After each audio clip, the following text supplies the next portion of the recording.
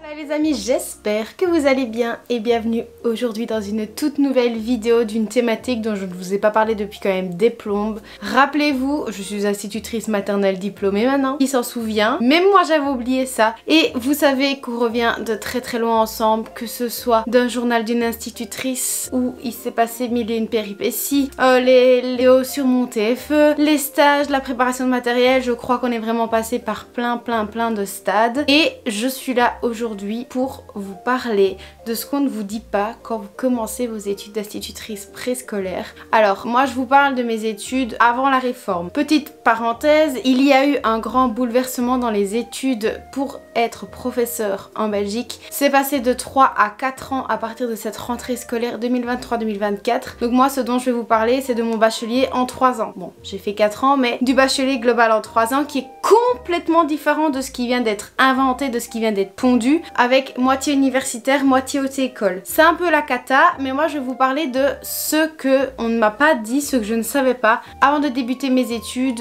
et de rentrer plus dans le métier. Donc on va parler de ça ensemble, c'est parti. Je voulais filmer avec mes lunettes mais elles sont tout le temps sales, il y a le reflet et tout. Et pour une fois je filme avec la lumière naturelle. J'ai quand même mis mon anneau parce qu'on est en Belgique, mais bon quand même vous me voyez quand même mieux. Et vous voyez quand même mieux ma chambre. Il y a un peu de soleil, c'est un bonheur. Bon, allez, on commence, let's go.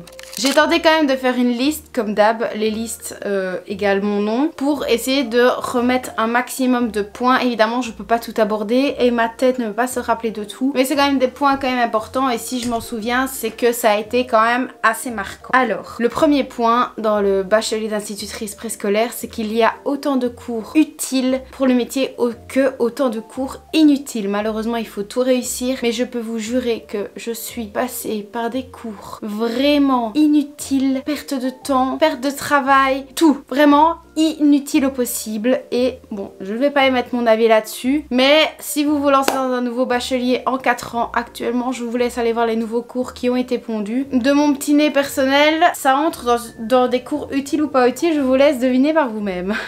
Parce qu'en fait, il y a des cours qui auraient pu devenir intéressants, mais soit c'est en fonction du professeur où vraiment le cours ne suivait pas. D'ailleurs, moi j'ai eu un cours de neutralité qui était censé être super important. Finalement, ça s'est fait toujours en distanciel. Il n'y a pas eu d'examen, tout le monde a réussi facilement. Et finalement, ce cours-là, je n'y ai jamais mis la pied. Je ne sais même pas à quoi ressemble le prof. Je ne me souviens même plus des cours parce qu'il envoyait des emails au cas où si on voulait. Ou alors j'avais des cours sur les grands courants historiques, donc un peu toutes les personnes importantes qui ont par exemple amené différentes méthodes de travail, comme par exemple Montessori, Célina Alvarez, etc. Ça pourrait être des cours vraiment intéressants, mais ça a été beaucoup plus axé sur la création de lignes du temps pour retenir leur date de naissance et 2-3 mots importants. Donc finalement, on aurait pu apprendre tellement de choses sur ce qui s'est passé avant. La tournure du cours a fait que, évidemment, c'est propre à chaque cours et à chaque école. Donc voilà, moi je vous parle de mon expérience personnelle. Mais j'ai eu énormément de cours inutiles. C'est pas toujours super intéressant, ni, comme je vous le disais, utile dans notre métier d'institutrice préscolaire. Alors, dans un bachelier d'institutrice préscolaire, on va avoir des cours de matière, maths, français, sciences, voilà, musique, arts plastiques, bref, on va avoir des cours de matière parce qu'avec les enfants, on travaille des matières et des compétences. Ils doivent être capables dans telle et telle compétence. Donc vous allez avoir des cours qui vont être axés sur votre façon d'être enseignante avec les enfants, sur les thématiques. Comme par exemple en maths, quand vous aurez des cours de maths et que le prof décide de voir les grandeurs, vous verrez comment aborder les grandeurs, comment les travailler, etc. Donc ça c'est un peu les cours de matière. Malheureusement les cours de matière ne sont pas toujours bénéfiques. Je m'explique. Encore une fois, en fonction des profs que vous avez et de l'intérêt qu'ils donnent à leurs cours ou de la façon dont leurs cours sont tournés, c'est ultra intéressant ou c'est de la merde. Et j'ai pas eu de chance à ce niveau-là. C'est que sur le 3/4 de mes cours de matière en 3 ans de bachelier, je me suis quasiment toujours débrouiller toute seule. Et ça c'est pas cool parce que normalement les cours de matière sont censés vous aider à trouver des exemples, des compétences et des idées d'activités que vous pouvez recréer en stage. Sachant qu'en première, deuxième on vous donne les compétences à travailler, tandis qu'en troisième c'est à vous de choisir plus ou moins, ou en discussion avec l'institutrice. Mais donc ça veut dire que si on vous piochez ou on vous attribue en mathématiques les grandeurs, bah vous allez vous dire oh, mais avec madame X j'ai vu ça, ça va être trop bien. Ça peut être super cool. Moi de mon exemple personnel, les grandeurs c'était oh c'est quelle compétence? Ok. Je fais quoi comme activité? Ok. J'ai vu quoi en maths? Ça va pas m'aider. Donc oui, évidemment, il y a beaucoup de travail à faire, mais c'est censé vous aider et ça n'aidait pas tant que ça. Ça dépend sur qui vous tombez et quelle école. Mais moi, si j'avais su que je n'aurais pas eu autant d'aide dans les cours de matière, j'aurais été un peu plus préparée mentalement à devoir faire mes recherches toute seule. Enfin voilà, en gros, c'est pas toujours utile quoi. Et pourtant, ça devrait aller. Alors ça, c'est un gros point et j'étais pas du tout au courant avant de commencer mes études. C'est que tout...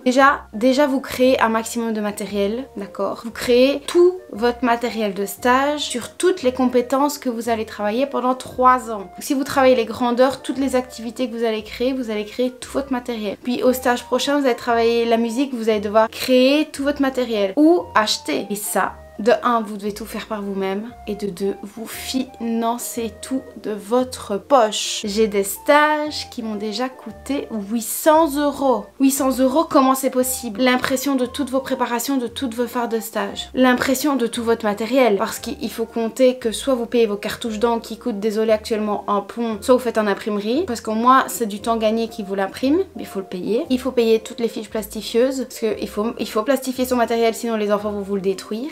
Il faut payer aussi les plastifieuses en dehors des fiches. Il y a énormément de matériel à payer. Vraiment, à moins que vous arriviez à faire de vous-même pour faire du matériel plus facile et beaucoup moins coûteux, mais vraiment le plus facile. Et vous allez voir que tout le monde fait ça, c'est je crée sur l'ordi, j'imprime, je plastifie. C'est triste, mais déjà un jeu de société coûte 40 €. Comment vous voulez faire? Voilà, donc ça, si j'avais su, j'aurais mis beaucoup plus d'argent de côté pendant mes études. Parce qu'en plus du Minerval, vous devez payer votre matériel de stage. Comptez que avant il y avait 2 ou 3 stages l'année et vous ne faites jamais la même chose à chaque stage, vous changez constamment et le budget, hop, ça coûte un rein. Voilà, vous êtes prévenus, ça coûte super cher. Le point que je vais vous citer maintenant est un peu en rapport avec le point d'avant. Comme je vous ai dit, vous financez tout votre stage par vous-même, que ce soit imprimé, plastifié, etc.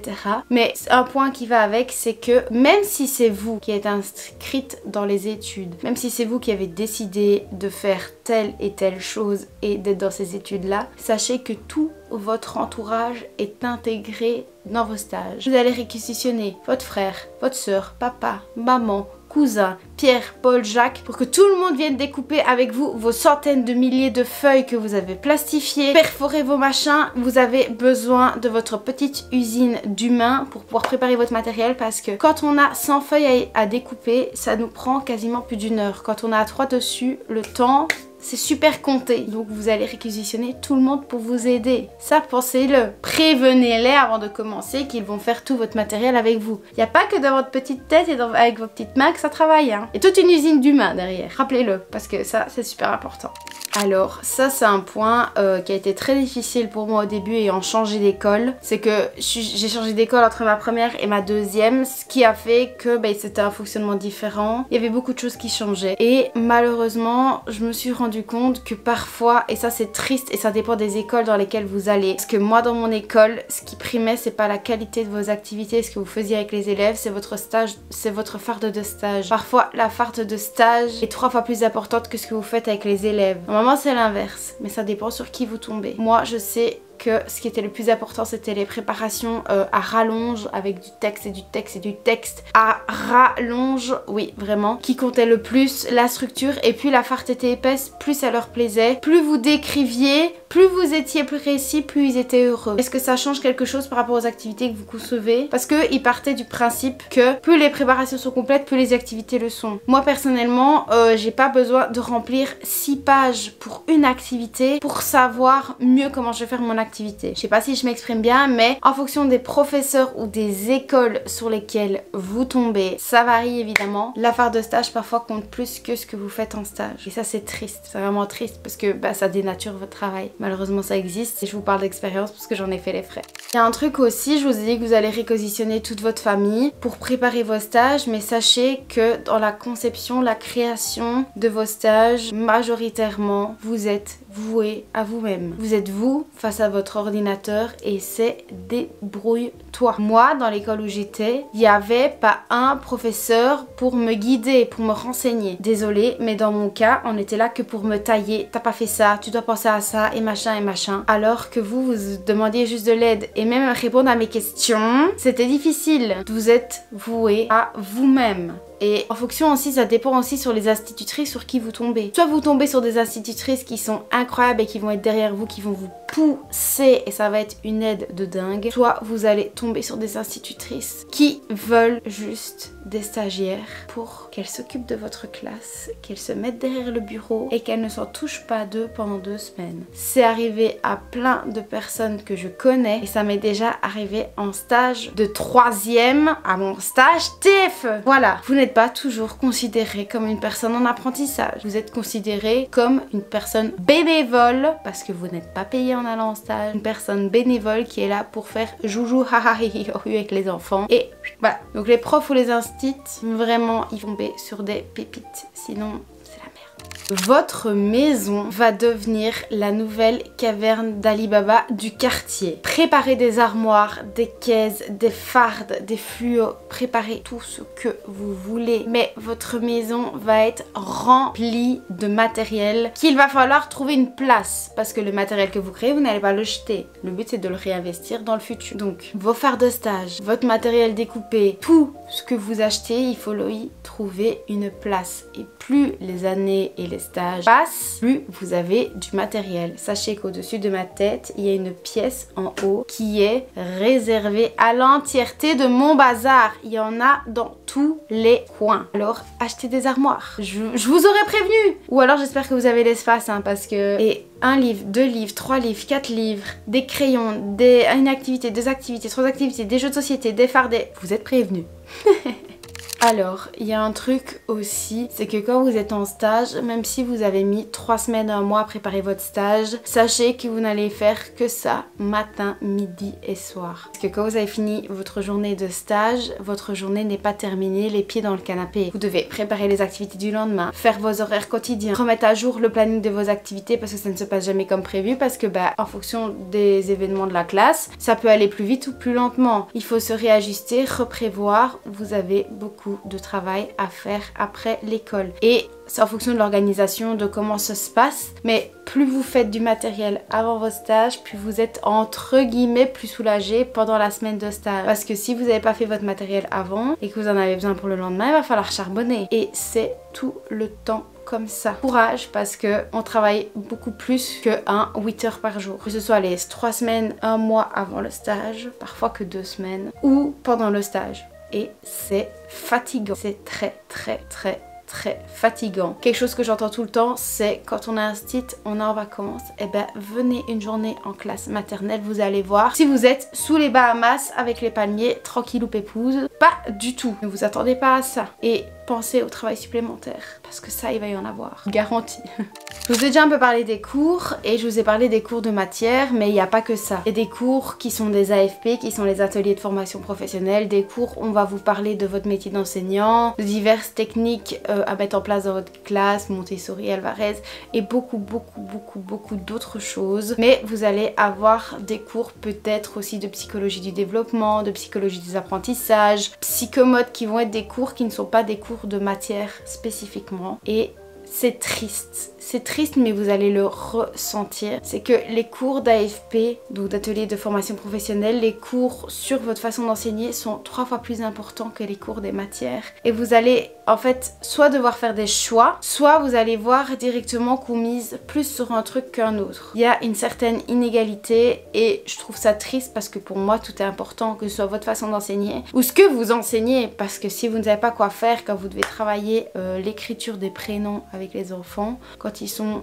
à l'âge de pouvoir le faire, c'est la merde. Donc vous allez vraiment vous rendre compte qu'il y a des cours qui sont beaucoup plus importants. Vous allez déjà avoir votre jugement personnel, votre jugement qui va vous dire ce cours là et ce cours là c'est oh là là là, mais vous le voyez aussi en fonction de la matière à travailler et à étudier. Les cours d'AFP, vous avez des grosses blocs de tas de feuilles de matière, contrairement aux cours de matière en elles-mêmes, sciences, histoire, maths, français, etc. Voilà, je sais pas trop quoi vous dire de plus. C'est quelque chose auquel vous devez faire attention parce que malgré malgré tout, les deux sont importants. Les deux catégories, mais ça dépend comment les profs le rendent. Mais vous vous en rendez compte par vous-même. Plus les semaines avancent, plus vous vous dites et parfois même les profs passent sur les autres. Ah oui, alors ça c'est super important. De base, vu que vous institutrice, c'est en haute école, déjà les présences sont importantes. Vous êtes dans des classes de 20 à 30 étudiants. Donc quand il manque des gens, on remarque qu'il manque des gens. Donc déjà, être présent c'est important. Et ce qu'on ne vous dit pas, c'est que la préparation des stages, plus du TFE, plus des cours, c'est les 3 en même temps avec un horaire 8h,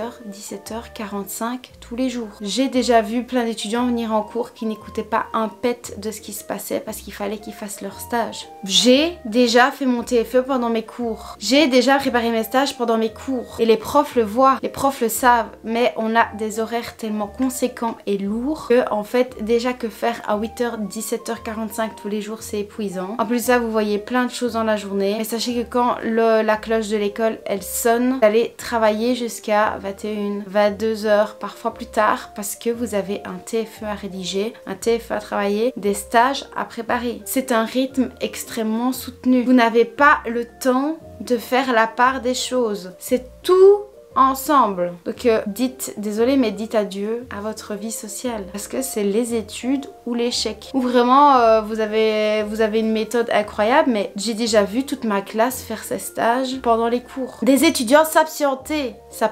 Des étudiants s'absenter. Parce que, à un moment donné, c'est plus possible. Voilà, ça c'est difficile à lier. Sachant que si à côté vous avez des activités extrascolaires, que vous avez un travail d'étudiant, il va falloir faire des choix. Mais ça, on vous le dit pas. Ah oui, ça c'est super comique parce qu'on m'avait pas prévenu, mais en cours de musique vous allez devoir apprendre à jouer des instruments de musique. J'ai dû acheter une guitare dans ma première année, j'ai dû apprendre à jouer de la guitare. On m'a jamais dit que c'était si dur la guitare. Et après j'ai dû apprendre à jouer du petit synthé, sauf qu'on me l'a fait acheter et puis finalement il y a eu le Covid, j'ai jamais touché une seule note de ce synthé là qui m'a coûté 25 €. Il est dans ma garde-robe depuis 4 ans. Voilà. Et un point que j'ai déjà un peu abordé avant, mais c'est le fait que le rythme est tellement soutenu qu'il va vous falloir une organisation béton, que ce soit pour étudier les examens, les stages, le TFE, quand vous êtes en dernière année, votre vie sociale, job étudiant. En fait, ces études prennent tout votre temps de vie. Vraiment, elles prennent tout votre temps de vie. Donc, vous allez devoir réussir à vous trouver des moments pour avoir une vie sociale. Parce que le problème, c'est qu'en Belgique, même quand c'est Noël, vous devez étudier vos examens. Puis vous avez votre truc, votre ci, votre ça, votre machin. Des fois, j'avais mon examen, mon TFE et mes stages à préparer en même temps. Il faut s'organiser, vous n'avez que 2 semaines de libre. Donc, c'est très dur de concilier tout ensemble.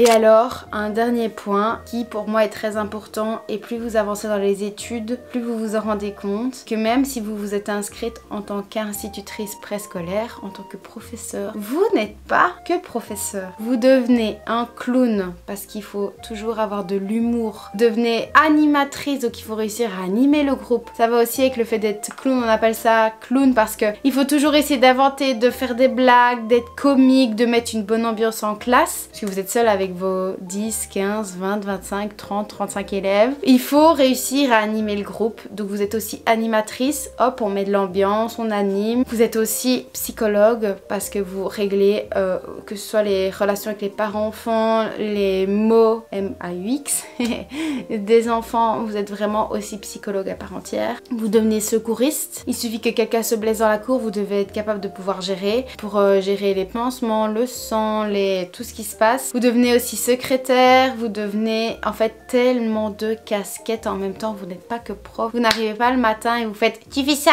aujourd'hui on voit ça. Non, pas du tout. Vous avez des milliers de casquettes à la fois sur votre tête et être institutrice, c'est porter sur son dos plein de casquettes différentes. Sachez-le. De toute façon, dans tous les cas, dans certains cours, on vous aide pour ça, mais c'est pas juste bonjour, au revoir. Aujourd'hui, on va voir les nombres jusqu'à 3. Alors j'ai fait ça, allez vous asseoir. Pas du tout. Pas du tout. Voilà. Bon bien voilà, on arrive à la fin de cette vidéo. J'espère que ça vous aura plu et que certains critères aura peut-être pu vous parler si vous êtes dans ces études-là ou vous apprendre des choses. Ces études-là ne sont vraiment pas faciles et en plus de ça, avec la nouvelle réforme, ça l'est encore moins. Donc je souhaite vraiment du courage à tous ceux qui veulent se lancer en tant qu'enseignant ou même en tant qu'institutrice préscolaire, primaire, même secondaire, tout ce que vous voulez. Bon courage pour cette rentrée 2023-2024. N'hésitez pas à me dire dans les commentaires si vous avez des choses auxquelles vous voulez réagir, dire. Si vous avez même des témoignages, des expériences qui vous parlent, je suis la première à avoir envie de discuter avec vous, donc n'hésitez pas. Moi, dans tous les cas, j'espère que cette vidéo vous aura plu. Je vous fais de très gros bisous et je vous dis à la semaine prochaine dans une toute nouvelle vidéo. Ciao!